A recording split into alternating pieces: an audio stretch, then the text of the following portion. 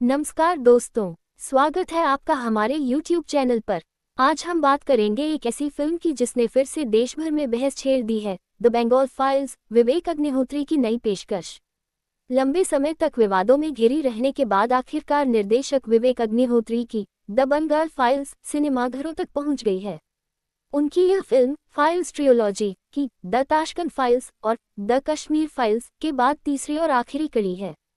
The Bengal files की कहानी 1946 के डायरेक्ट एक्शन डे और बंगाल में हुए नरसंहार पर आधारित है।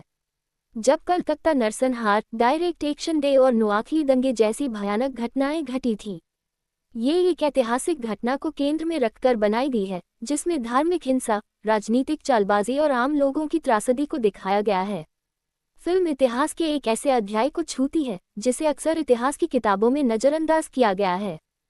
फिल्म की कहानी दो समानांतर टाइमलाइन में आगे बढ़ती है। पहली टाइमलाइन आज के दौर की है, जहां सीबीआई अफसर शिवा पंडित दर्शन कुमार को बंगाल में एक दलित लड़की सीता की गुमशुदगी की जांच के लिए भेजा जाता है। अपनी तहकीकात के दौरान उसकी मुलाकात होती है मां भारती पल्लवी जोशी से, जो न सिर्फ अंग्रेजों के खिलाफ लड़ चुकी हैं, बल्कि 1946 के डायरेक्ट एक्शन डे की प्रत्यक्षदर्शी भी रही हैं।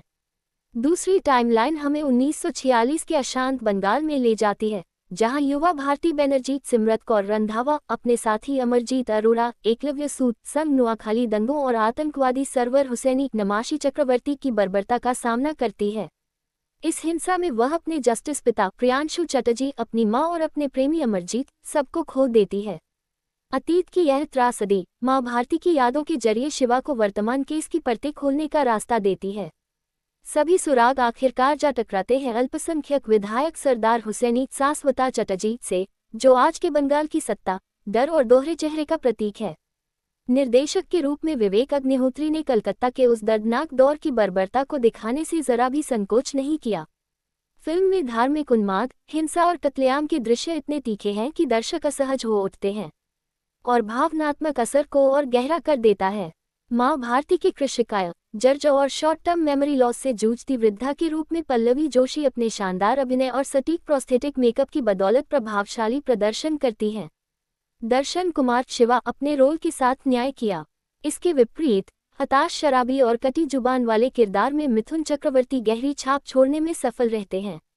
युवा भारती बैनर्जी के रूप में सिमरत कौर की परफॉर्मेंस भी काफी इमोशनल रही, खासकर उन दृश्यों में जो दर्दनाक हिंसा को दिखाते हैं। अनुपम खेर भी महात्मा गांधी की भूमिका को सहजता से निभा ले जाते हैं। पल्लवी जोशी का अभिनय काफी दमदार है। उन्होंने एक रिसर्चर का किरदार निभाया है जो इस इतिहास को उजागर करने की कोशिश करती है। मिथुन चक्रवर्ती और अनुपम खेर जैसे कलाकारों फिल्म की जान है। ये फिल्म एक ऐतिहासिक घटना को केंद्र में रखकर बनाई गई है, जिसमें धार्मिक हिंसा, राजनीतिक चालबाजी और आम लोगों की त्रासदी को दिखाया गया है। आपको समीक्षा कैसी लगी? कृपया अपनी टिप्पणियां भेजें। फिर हम मिलेंगे आपसे एक नई कहानी के रिव्यू के साथ। तब तक के लिए be happy and enjoy every moment and enjoy coming festivals of your beautiful life, but don't forget to like and subscribe the channel please.